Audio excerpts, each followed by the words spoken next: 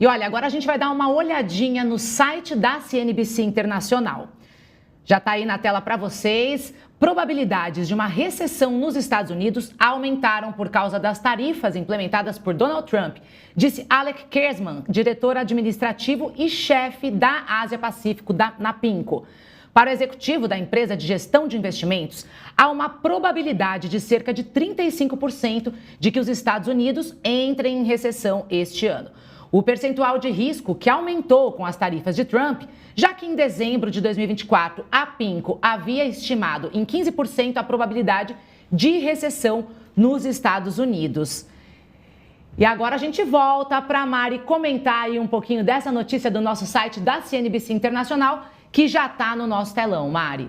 É isso aí. Bom, o debate sobre a recessão já estava colocado na mesa, mas ele aqueceu essa semana porque o próprio Donald Trump admitiu que poderia haver uma recessão. Depois ele voltou atrás, que é um pouco... Voltou atrás e falou, não, mas provavelmente não vai ter. E aí a gente tem aqui no site a mensuração desse risco, que é um sinal adicional, saindo de 15% para 35%, ou seja, fortalecendo isso. Lembrando que o que vai acontecer de fato com a economia depende de um conjunto grande de fatores. O risco de recessão está vindo exatamente... Qual que é a origem? A origem é o tarifaço, essa estratégia que o governo está puxando, que provoca uma mudança na estruturação de preços. Como assim? Fica tudo mais caro no primeiro momento. O que a indústria mesmo norte-americana importa como insumos, por exemplo, aço e alumínio, que é o que está acontecendo hoje, isso provoca, do ponto de vista dos preços internos lá nos Estados Unidos, um aumento. E aí, embora o Trump queira trazer indústrias lá para dentro e aumentar a produção, não é de uma hora para outra. Então, a sensação imediata é de preços mais altos nos produtos que são oferecidos.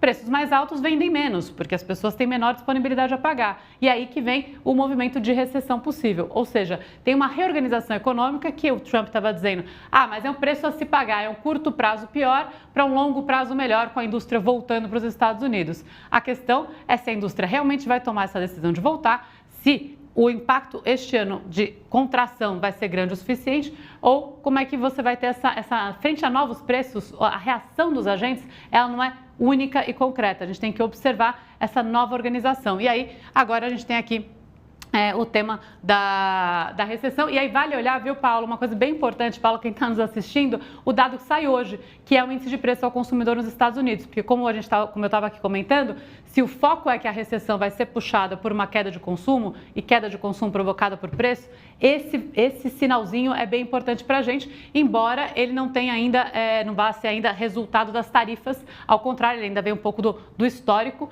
mas ele vai dar uma medida de quais são as outras ferramentas que o Banco Central e que a própria política fiscal vai ter em função da inflação para poder trabalhar. Então, é um dia agitado e o risco é um risco que é dos Estados Unidos, mas ele afeta o mundo, porque a maior economia mundial, se ela entra em recessão, ela pode puxar outros mercados para isso. Então, temos que ficar atento e continuar acompanhando aqui, que o que não falta é emoção com o presidente Trump ali no comando dos Estados Unidos.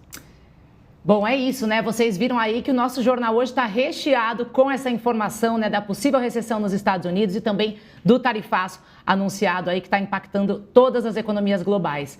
E a gente continua nesse tema, como que o Brasil deve ser impactado pelas tarifas sobre o aço e o alumínio que entraram em vigor hoje. O nosso país é o segundo maior fornecedor de aço para o mercado norte-americano. E sobre isso, a gente vai falar agora, né, com o economista Carlos Braga Monteiro. Ele é CEO do Grupo Estúdio. Seja muito bem-vindo ao Agora. Prazer estar conversando com vocês.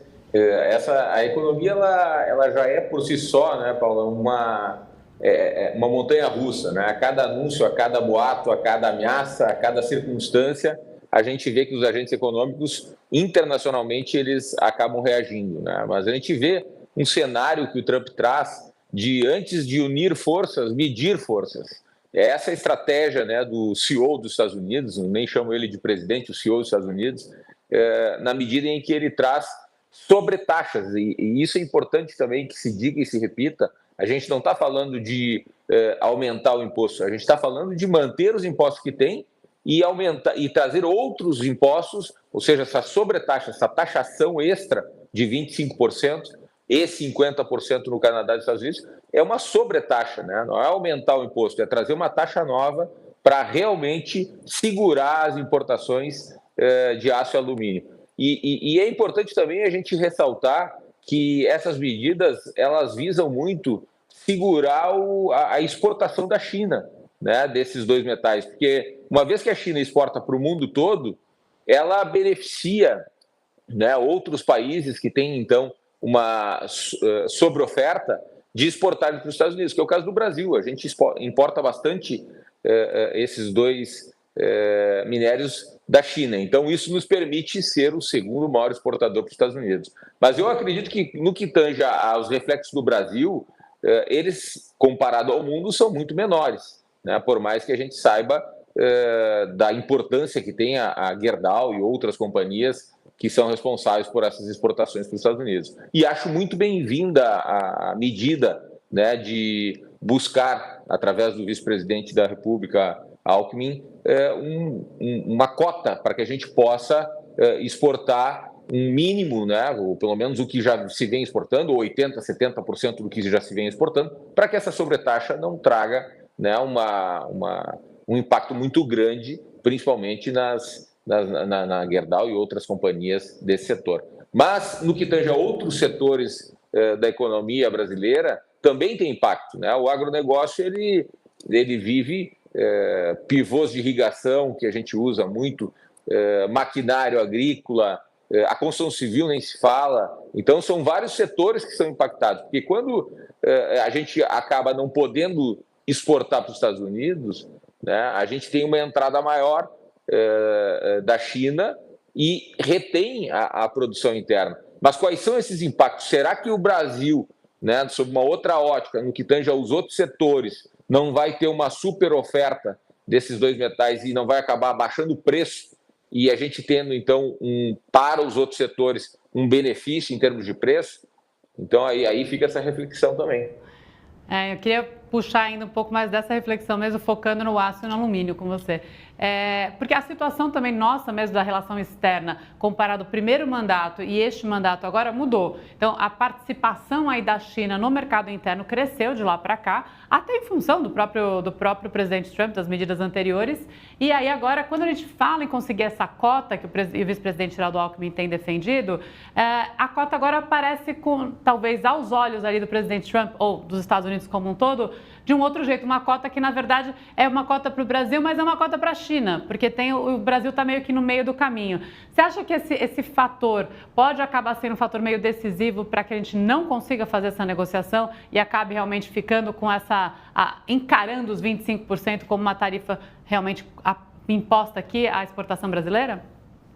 Eu acredito que sim, acho que tu colocaste muito bem e em função também da polarização política, né, que o mundo vive, né, esquerda, direita, e o antagonismo das duas posições atuais, né, Brasil e Estados Unidos, eu acredito que é muito bem-vinda a tentativa, né, por parte do vice-presidente Alckmin, mas acredito que ela seja bastante difícil, né, mas eu acho que tudo na vida tem um impacto positivo e negativo. Nesse momento, quem vai sofrer, né, é a indústria desses metais brasileira. Mas, no entanto, como eu falava antes, vamos olhar o aspecto positivo, vão baixar essas commodities internamente, porque a entrada vai continuar existindo, ou pelo menos a tentativa de exportação da China para o Brasil vai continuar existindo.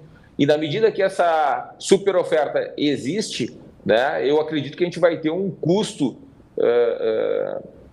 de produção menor, né, para os setores que dependem desses dois metais. Mas voltando ao que tu falaste, a grande questão é que o Trump está no centro da economia mundial, né? Ou seja, ele está intervindo na guerra e de forma muito assertiva, acredito, por mais que com interesses postos na mesa.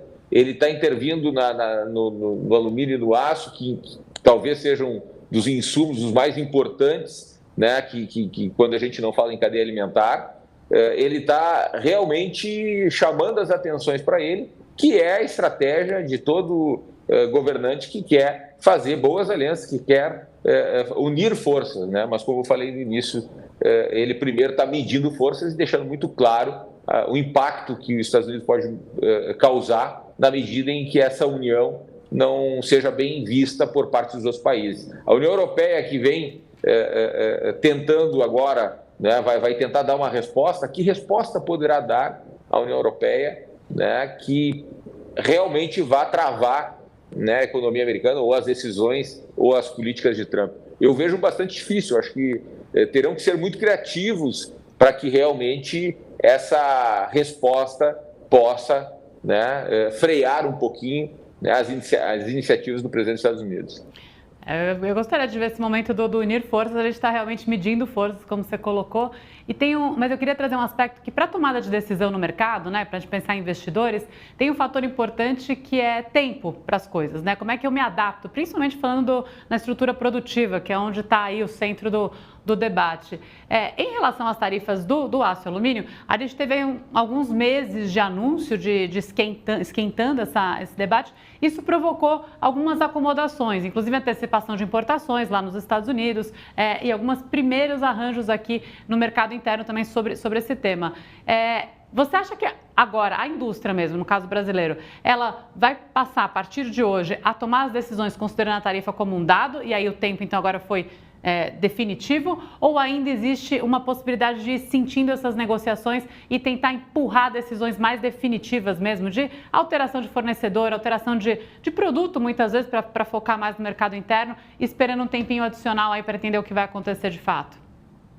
Eu acho que a reação automática, principalmente por parte das exportadoras brasileiras, né, as empresas que exportam aço e alumínio para os Estados Unidos, é de começar a olhar para outros mercados, uma vez que a gente sabe que a negociação política, né, entre os dois países é bastante difícil, né? Então, eu acredito que quem está produzindo aço e alumínio no Brasil precisa, né, colocar essas commodities no mercado e para isso tem que olhar para outros mercados de forma imediata, né? E olhar para o mercado interno também, porque na medida em que o Brasil importa, né, ele tem que, uma vez tendo uma produção com um custo logístico muito menor, ou seja, uma produção interna, dificilmente as importações conseguirão chegar a preços menores, né, do que a produção interna. Então, eu acredito que vai haver uma mudança de, ao invés de exportar, vender internamente, desde que adequado ao preço, né? Por isso que eu vejo que talvez isso ajude até de forma indireta, né, em alguns aspectos, a segurar a nossa inflação, porque o custo de produção vai diminuir, por mais que o aço alumínio não tenha impacto tão rápido quanto a cadeia alimentar, que mexe né, no bolso da população de forma direta, né? A gente imagina o seguinte, na medida em que o aço alumínio tem uma queda de preço em função de a gente não conseguir exportar e tem um excedente de produção e ainda ter ameaça de importações, esse preço cai, mas o alumínio e o aço não reflete de forma direta no bolso da população, né? Então tem um delay aí, tem um tempo para que isso se torne produto a ser consumido pela população como um todo, o que daí sim vai impactar em índices de inflação menor, né? E que acaba sendo positivo, né? Então a gente tem dois olhares aí, né? Um olhar por parte da indústria e das exportações e da geração de divisas, e o outro olhar o quanto isso vai beneficiar a cadeia produtiva, o quanto vai beneficiar o aumento do PIB, né, na medida em que a gente tem um custo menor desses dois metais. É lógico que partindo do princípio que existe margem para essa redução de preço, né? Por vezes o preço está tão competitivo, as margens são tão pequenas em função de uma competição internacional que mesmo não tendo a possibilidade de exportar, a venda na economia interna acaba não conseguindo ser abaixo do que já está sendo para a economia externa, né? Mas o drawback que a China vem fazendo de vender para cá e a gente vender a nossa produção para os Estados Unidos, com certeza esse objetivo os Estados Unidos vai alcançar de forma direta e a curto prazo. Pelas falas do governo, também não está descartado um ajuste no mercado interno que venha de tarifas às exportações chinesas para o Brasil, né? Ou as nossas importações de fora, no sentido, a gente chamou de equalização cambial ali, equalização tarifária, que é um pouco nesse sentido. E aí, só para olhar os dois lados do copo, tanto meio cheio quanto meio vazio. Se o meio cheio é a possibilidade da gente baixar um pouquinho preços aqui interno, aumentando essa concorrência, o meio vazio é que, de qualquer forma, a gente está distorcendo o preço relativo, né? Uma tarifa daqui com uma tarifa dali, e aí dificultando procurar aí o que seria o grande foco né, vendido aí do comércio internacional, que era o foco do ganho de eficiência. Esse time, para a gente saber como que realmente, se o copo meio cheio chega aqui, a decisão de acirramento de concorrência no mercado interno, é para já? Você falou, não, acho que elas já vão procurar novos mercados, já vão olhar. Então, já vale ficar de olho em como é que ficam as negociações nesse mercado aqui no Brasil? Com certeza, eu acredito que nos próximos dias, ou seja, a partir de hoje, todo comprador de aço e alumínio nacional, né, ou seja, no mercado interno, já vai trabalhar com uma precificação diferenciada, porque a economia ela responde muito rápido, né, naqueles agentes que estão conectados. Então, na medida em que eu sei que as indústrias nacionais não estão tendo a possibilidade de exportar, né, e aquele excedente vai ficar tendo que achar outros mercados, eu já começo a ter um poder de barganha maior, né? E não se trata de um país que importa uma quantidade mínima, não. Se trata de um país que a gente é o segundo maior exportador desses dois metais. Então, na medida em que eu sou comprador, né, da Gerdau ou de outra empresa no mercado nacional, eu sei que a Gerdau deixa de exportar, deixa de ter um mercado, ou seja, continua tendo esse mercado, mas com uma taxação, uma sobretaxa de 25%, né? Não tem como ter margem de 25% nesse mercado e automaticamente eu vou trabalhar com, no mínimo, uma busca de reduzir em 12% o preço que eu vinha pagando, uma vez que o preço que eu vinha pagando não pode ser tão distante do preço que a Gerdau ou outras indústrias brasileiras estavam exportando para os Estados Unidos. Então, o impacto é direto. Eu, né, me imaginando como comprador, né, de empresas brasileiras desses dois metais, eu vou não só passar a barganhar junto a eventuais importações que eu faço da China, mas principalmente com a indústria nacional, que vai sim gerar um excedente, né? Claro que a gente tem muitas compras já definidas a longo prazo e isso minimiza um pouco o impacto, né? Ninguém compra, ninguém faz importações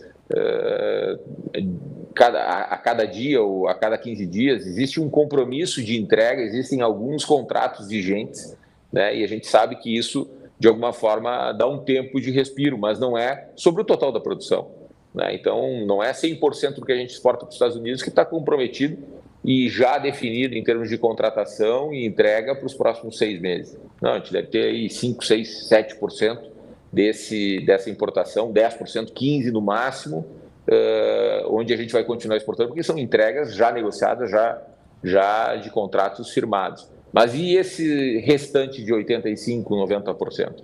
Esse restante tem que encontrar outros mercados, porque é inviável, né, para a indústria americana, de um dia para a noite, pagar 25% a mais, né, para poder continuar importando o nosso aço. Então, a repercussão direta, não tenho dúvida. Eu sou comprador de aço no Brasil, né, e aí fica a dica para todos os compradores, eu já vou trabalhar com uma hipótese de redução nos preços, né, que eu venho praticando, uma vez que vai haver excedente. E se quem fornece para mim hoje não estiver disposto a reduzir, né, alguém vai estar, porque esse excedente, em algum momento, né, tem que ser desovado, tem que sair dessas indústrias, né? Então, acredito bastante que isso vai contribuir para segurar um pouquinho, um frear, né, na inflação, por mais que aí sim a repercussão seja para daqui 6 meses, daqui 4 meses, a gente já comece a ver o efeito dessas sobretaxas e a consequente superoferta desses insumos no Brasil.